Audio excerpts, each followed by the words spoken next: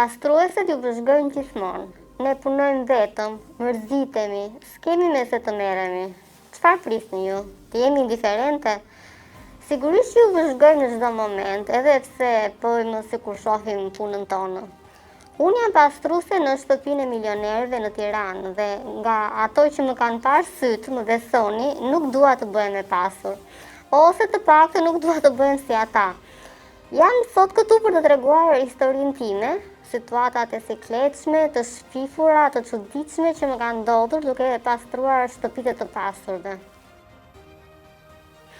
Në Shqipëri, agjencitë që ofrojnë shërbimin e pastrimit dhe menaxhojnë pastruese nuk janë shumë serioze, ose ndoshta nuk janë shumë të njohura si praktika në Shqipëri. Ne funksionojmë me mirëbesim, domethënë jam unë që pastroj, pronarët kanë besim te unë dhe kur i pyesim për shembull a është mirë të vi edhe tek unë, ata më sugjerojnë. Dhe kështu punojmë në disa shtëpi sepse i quhemi si njerëz të besuar. Edhe mua, nëse më pyesin, sugjeroj në një nga shoqet e mia, ato që kanë besim të plot që çdo gjë që ndodh e çdo gjë që më shohin ta mbajnë gojën mbyllur. Ky është kriteri kryesor kur futesh në shtëpitë e vilave të pasurve. E para është çfarë ndodh dhe shikon atje, mbetet atje. Pastaj vijnë punët. Punët bëhen vetë ndonjëherë, se në ato shtëpi që kanë ata, nuk kurse ka shumë punë. Lavastovilja lan pjatat, lavanderia rrobat, robotët lajnë shtëpinë, janë super luks. Pjesë e këtij luksi janë edhe pastrueset. E bëj punën e pastruesës për mbi 10 vite në Tiranë dhe në këto 10 vite kanë fituar shumë para, paga është super, sidomos nëse shkoj në disa shtëpi. Për momentin kam vetëm 3. Maksimumi që kam patur ka qenë 6, por janë shumë, nuk përballohen. Në njërin nga shtëpitë që kam, punoj prej gati 6 vitesh, në një prej 3 vitesh, tjetrën s'ka shumë kohë që e kam marrë. Megjithatë nuk bëhem takmaqare, më mirë pak e saktë se sa shumë e përlum. Ai që më mjafton të jetoj mirë me djalin, sa të mbaroj shkollën dhe ai që të më ndihmoj pastaj. Jam nënë e vetme, burrin e kam humbur shumë e re nga një infarkt, ndaj çdo gjë që kam për momentin është puna dhe djali. Nga puna nuk mërzitem kurrë, se çdo ditë ndodh diçka që më mban të angazhuar. Nga ngjyrat e ndyra te kërkesat më të pazakonta, do i tregoj me radhë historitë që më kanë ndodhur dhe që nuk do t'i harroj kurrë derisa të vdes. Çdo shtëpi që kam pastruar i vendos emra. Në bazë të historive që më ndodhin atje, dhe kur flasim me shoqet nuk përmendim emrin e familjes, por i firohemi me emrat që ju kemi dhënë. Për shembull, shtëpia e pornove janë ata që kanë shumë lodra seksi. Shtëpia kërmës, aty ku qelbet shtëpia. Shtëpia e dashnores, aty ku nuk ka vetëm një zonë shtëpie, por edhe një dashnore që vjen her pas here. Shtëpia e homove e shumë të tjera. Por do ndalem tek secila keni durim se do shkojmë edhe atje. Momenti më i ndyrë dhe i sikletshëm ka qenë kur një nga pronarët ka dashur të bëjë seks me mua. Më ka ngacmuar seksualisht. Para 5 vitesh, pronarët ku punoja, atëherë më sugjeruan të punoja tek shtëpia e disa të afërme të tyre, që bashkë kërkonin pastruese. Shtëpia e tyre ndodhi në kodrën e diellit. Ishte një vilë e bukur nga jashtë dhe shumë luksoze brenda. Ditët e para ishin të qeta, unë shkoja 2 herë në javë në mëngjes, pasi ata shkonin në punë. Dhe i futesha punëve deri nga dreka. Pastaj vazhdoj me punët e tjera. Në shtëpi jetonin burrë e grua bashkë me 2 fëmijët. E zonja e shtëpisë punonte në bankë, ndërsa burri punonte në shtet, ishte drejtor diku, se nuk dua të jap shumë detaje personale, por nëse ata dëgjojnë e kuptojnë vetë kush janë. Se vendose ta i tregosh ne historinë tënde? Në fakt vendosa të flas vetëm për kësaj maskës, se keni gjetur shumë mirë sepse vetëm për kësaj mund të flas, fakti që jam e mbrojtur, ndyshe nuk do kisha folur. Si që thash, një mëngjes u çudita kur hapa derën dhe pash që ishte pronari. Në ato orë nuk ishte ndodhur asnjëherë të gjeja dikë nga pjesëtarët e shtëpisë përveç rasteve kur njëri nga fëmijët ishte sëmur, rinte një nga gjyshet me ta ose vetë zonja e shtëpisë. Më përshëndeti, me përzemërsi dhe tha, vazhdo pa probleme punës se nuk të pengoj. Nisa nga punët, fillimisht në dhomën e lavanderisë për të larë rrobat e më pas në sistemimin e dhomës së fëmijëve me plurat, pastrim me rrojnë. Pas dhomës së fëmijëve, duhet të shkoja tek dhoma e çiftit. Pash që dera ishte mbyllur. Vinin zhurmë nga televizori, e mora në mend që pronari ishte akoma në dhomë, kështu që ana shkalova dhe kalova në living. E sistemova dhe aty, nuk dija që të bëja, se pronari ishte akoma në dhomë. Të futesha kisha siklet se mos më vërtiste. Nuk e dija çfarë ishte duke bërë në dhomë akoma, po mos të pastroja, kisha hasë dhe më vërtiste pronarja. Vendosha të trokas në derë, ta pyesa se mund të pastroja në dhomë, të paktën të merja konfirmimin e tij që ta kisha mirë punën dhe me pronaren. I ras derës dhe ai tha hyrë. Hyra dhe që të shof, ai ishte në krevat, nga mesi e poshtë lakuriq dhe po shikonte porno. Dola me njëherë nga dhoma e të vëruar dhe shumë në siklet. Ai erdhi pas meje, më kapi, më ngjeshi pas frigoriferit si i tërbuar.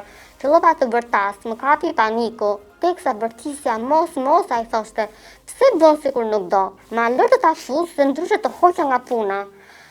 Pasi e pa që rezistova e nuk pranova, më la e më tha, zhduku mos të shikoj më këtu, ika me vrap e nuk u ktheva më. Pastaj sa shtëpi e humba edhe shtëpi që më kishin sugjeruar. Ju kishte thënë sikur ju kisha vjedhur. Kur ma thanë pronarët, ua tregova të vërtetën. Nuk e di nëse më besuan apo jo, por edhe ata më thanë që isha e pushuar. Ngacmimet seksuale janë shumë të shpeshta në punën tonë, nuk më ka ndodhur vetëm mua, i ndodh edhe shoqeve të mia. Është për të ardhur keq se edhe kanë rënë pre e presionit, për të mos humbur punën, janë të detyruar të japin edhe trupin. Uria të çon të bësh gjëra që nuk i ke menduar kur. Duhet të gjesh një mënyrë për të jetuar, edhe duke shkelur dinjitetin. Ndaj nuk i kam paragjykuar kur. Unë kam pastruar shtëpitë e shumë shqiptarëve, jo vetëm të pastrurve të kuptohemi. Tani e kam mbyllur klientelën me pronarët e kamur, por kam pastruar shumë. Nga eksperienca ime, di të them që të pasurit janë më të ndyrët, më të vështirët, dhe s'po e them këtë në kuptimin që janë njerëz të këqij, thjesht nuk janë të lehtë për të punuar me ta. Ata nuk na shohin si njerëz që i ndihmojmë. Ata na shohin si njerëz si janë ata që na ndihmojnë ne, sepse përmes punës na japin një mundësi të punojmë në shtëpitë e tyre të bukura, me luksin e mobiljeve, pajisjeve, që nuk do t'i blejmë dot kurrë.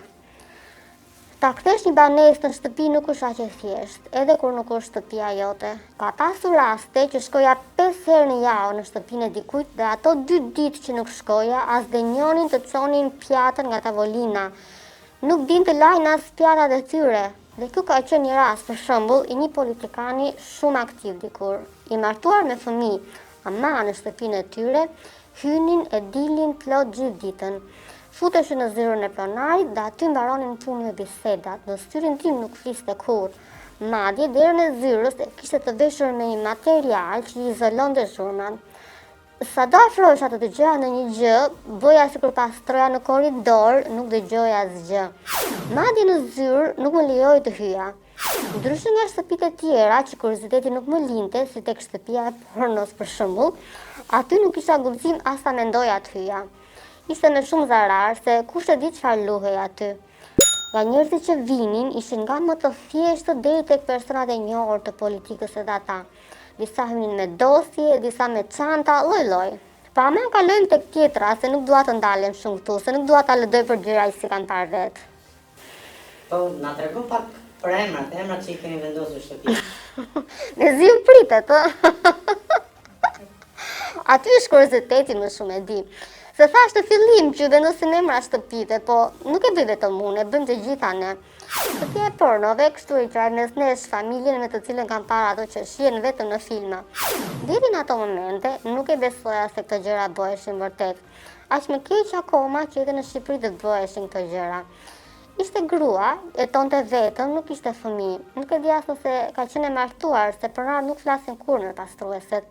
I qëtu në i rast rallë që janë gra më të thjeshta dhe s'kan shumë port. Shkoja të pastroja tek shtëpia e kësaj zonjës 2 herë në javë nga 5 orë në ditë. Në shtëpinë e saj kishte një derë që nuk duhet ta hapja asnjëherë. Të paktën kështu kishte lënë të kuptoja.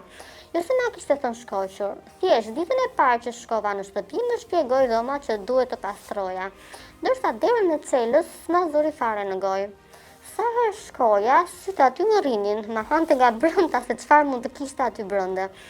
Isha munduar të shikoja poshtë derës në një gjë, po ishte shumë e ngushtë. Duke vetëm një tapet i madh i kuq, aty më shtua kurioziteti më shumë. Bëra një ditë nuk rezistova dot. Në një kumate qelë, sa ti provova të gjitha me radhë, derisa dera u hap. Të shikoje, ishte një dhomë e gjitha e lyrë me ngjyrë të kuqe, tapeti kuq dhe muret në të kuqërrend. Ndeza dritën të shikoja mirë, dritat ishin si të zbeta dhe vinin në ngjyrë blu. E kam parasysh atë pamjen akoma.